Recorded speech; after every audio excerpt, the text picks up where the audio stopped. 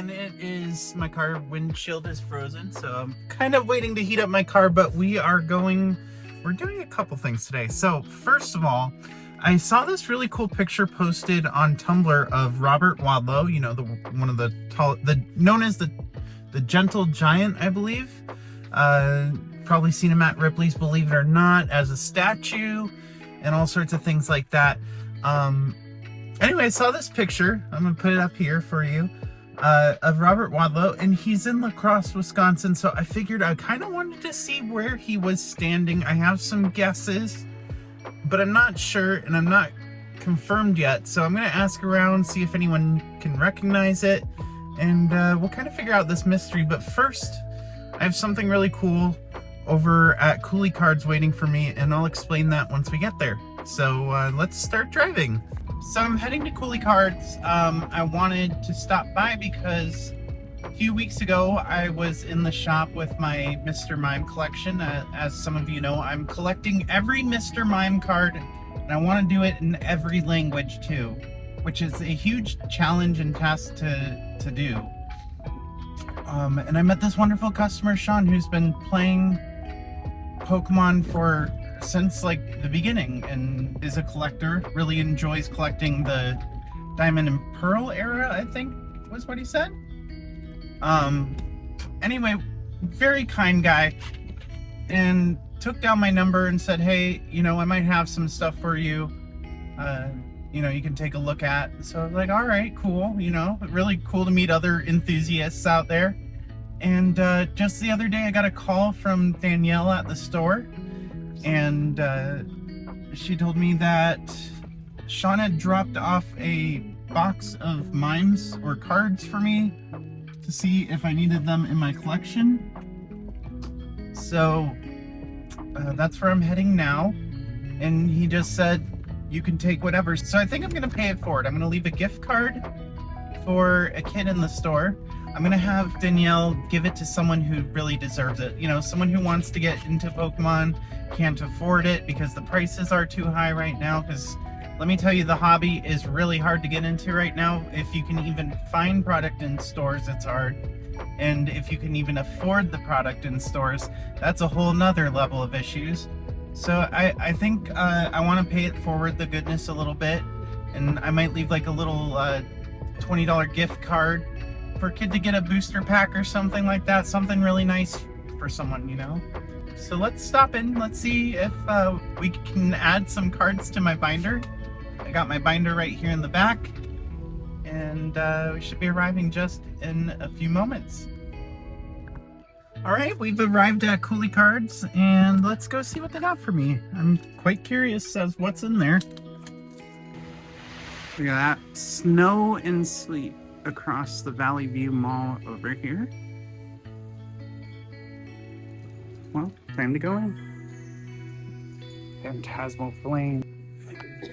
Look at that. That's so sweet. I am incredibly touched, and sorry I didn't film in there because it didn't feel right. Sean was doing this so kindly, and you know, let me just show you what he left there for me. So first of all, we got these adorable Mr. Mime sleeves, right?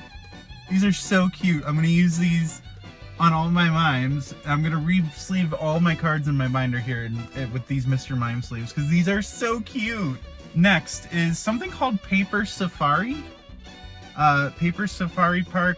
It's a Korean, looks like Mr. Mime card game, or card game with a Mr. Mime card on it. I'm leaving the labels on these that he left just so I can like re-identify them when I get home, so I know what I have and I can leave it in my inventory. Manga OL. This one is Spanish edition. You got Mr. Mime. This is so cool. I am just in awe. This one's cool. Okay. Look at the back. Looks like a normal card, huh? Look how miscut that is. It even has an ink dot over on this corner here. I don't know if you can see. There is a little ink dot. I don't know if you'll be able to see it. Probably, but right in the top corner there. Anyway, miscut. Love that. Or off center, I don't know. Miscut with alignment dot. So that's pretty cool. All right, and this is a vending machine sticker from 2000, Prism sticker. And it's all shiny and it's got holographics and stuff. Beautiful. Oh my God, we're not even done. Look at this. Look at this. Rocket Team card database. We got the Mime Jr. Look, I didn't even know some of these existed. This is incredible. We've got this Mr. Mime here. Looks like it pops up or something. It's definitely in Spanish. It's like a pop-up Mr. Mime. That's really cute. And then there's another one, but this one in gold. And look, he looks all surprised. It's so cute. These are adorable. All right, and then this one, we have the Shining Mr. Mime, which we haven't gotten a card yet for Mr. Mime in his Shining form. I would love to see Pokemon do that.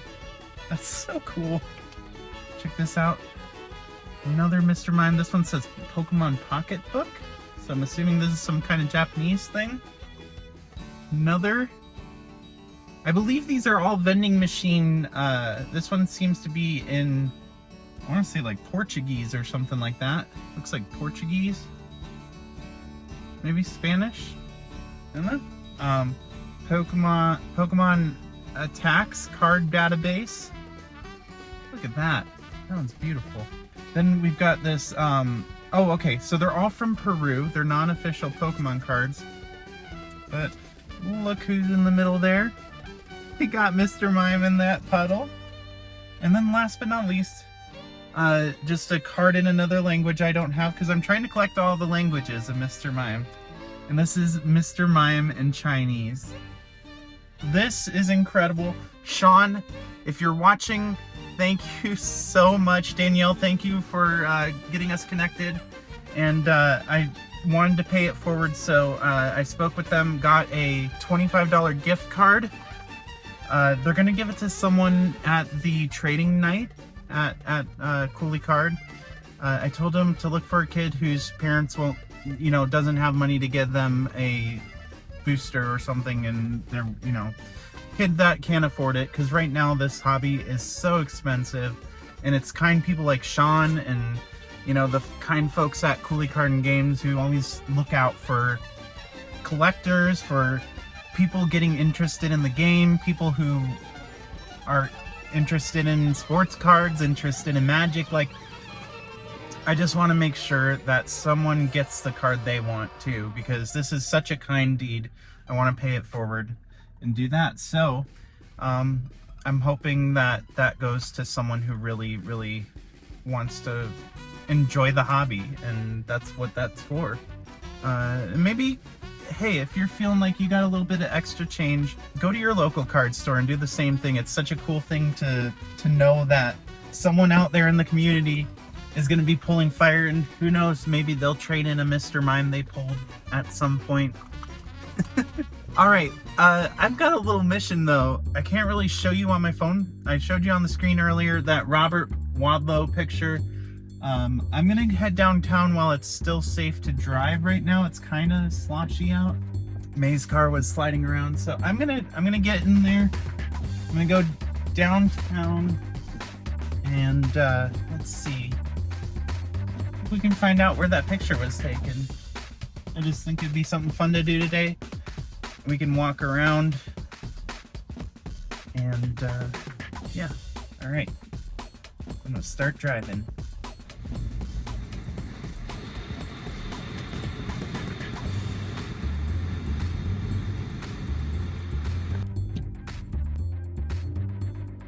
All right, we're parked.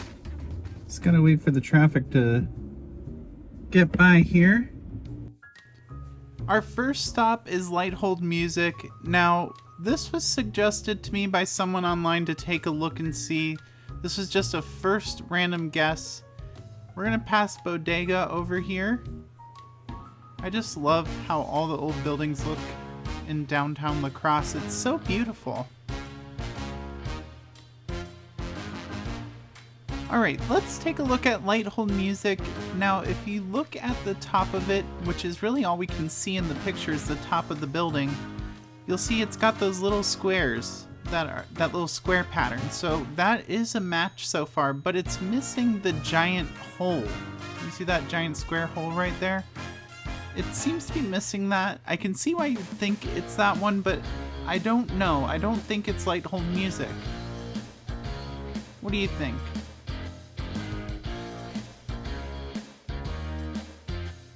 It's cold out, so let's go warm up at Pearl Street Books.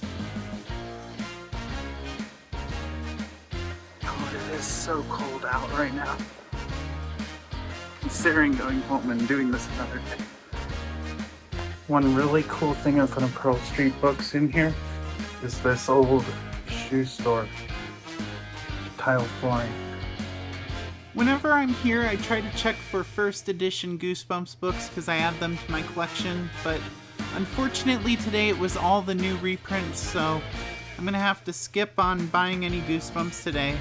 Oh well, I saved some money. Look at this cool store though. Okay, so I just spoke with the lady at the register. She thinks it could be the casino building over here. So, it's a little cold. I'm gonna warm up for a minute in here. Look at this, Pearl Street Books. But then we'll head over and check out that building and see if that's it. Buddy, look at that, double gimbals. How do we planned this? We'll just tell people we planned this. Nice to meet you.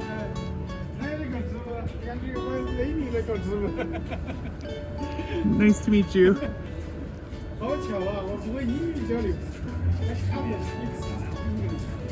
Oh, okay. I'm Willow. Nice to meet you. Chinese? Florida. See you later.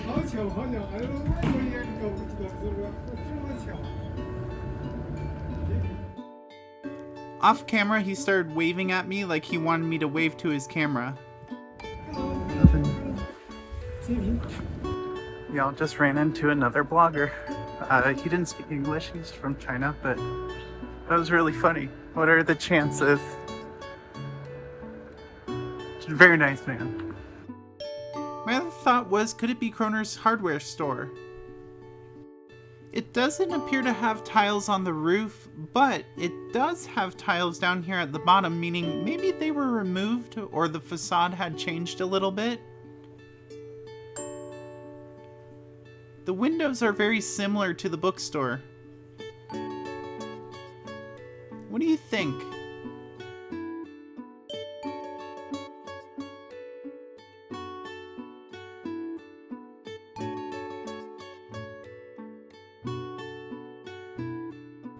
And right across the street is the casino bar, which was where the person over at the bookstore told me to go look because that's where they thought it was taken.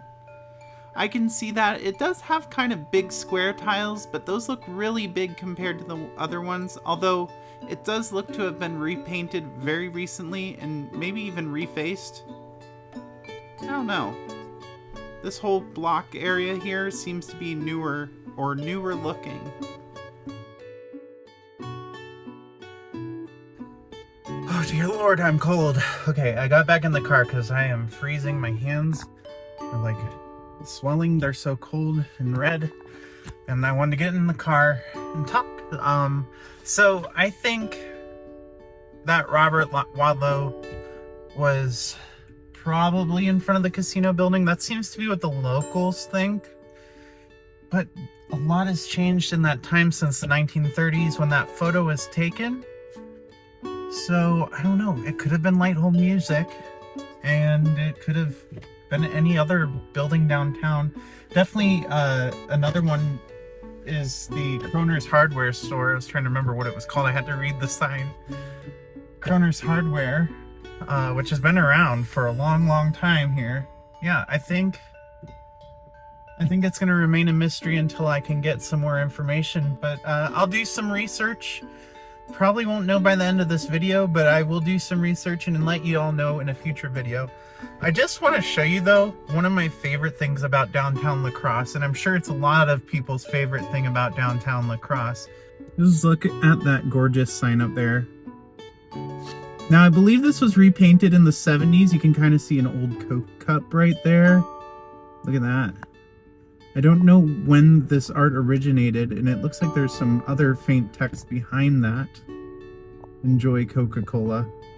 I'd love to get out here when it's warmer again and just kind of do a building to building kind of look around and see. But it's so cold today. It is so snowy out. Let's go someplace warm.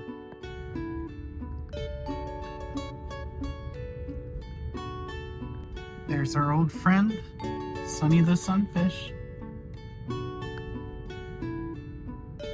That's the view we were at the other day. A little bit more snow than before. All right, I'm back home, about to get cozy inside because it is cold out. The mystery of Robert Wadlow continues. Not sure where that picture is taken at. If you think you know, please let me know in the comments if you have a guess or you have an idea of where maybe that Robert Wadlow picture, I'll put it back up here for a second. But if you have a guess where that Robert Wadlow picture was taken, let me know in the comments. I'm really curious. I'm going to keep doing research and maybe we'll update in a future video. I know this is kind of short. The weather was just terrible to drive in today, so I think it's better to be home now that it's getting dark. It's 5 o'clock now, but it gets dark out a lot earlier. So I'm going to head in and call this a day. That's the blog. Or so I thought. See, when I got home, I stumbled on this newspaper article, Tallest Man Likes Spinach. I'm assuming this was a Popeye reference because Popeye had just come out. But what really stood out about this article was this little section here that I highlighted. Wadlow, accompanied by his father Harold F. Wadlow, are making personal appearances for a St. Louis shoe company in Viroqua, West Salem, and La Crosse. And in 1938, he began a promotional tour with the International Shoe Company, which provided him shoes free of charge, according to his Wikipedia page. So, where have I seen a shoe store?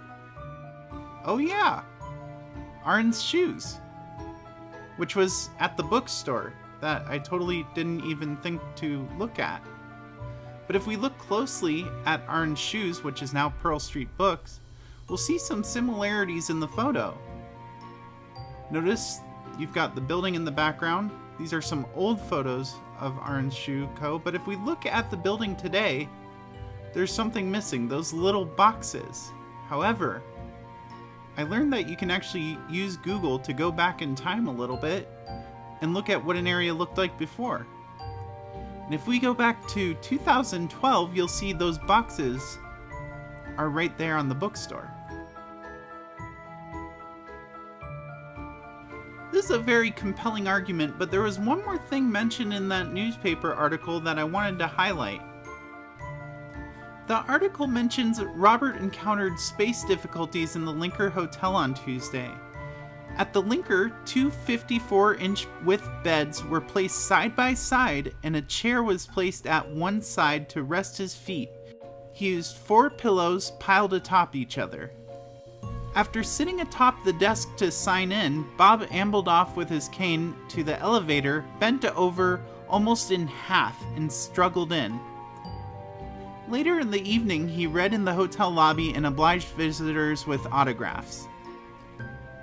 So this is the Linker Hotel, aka Lynn Tower.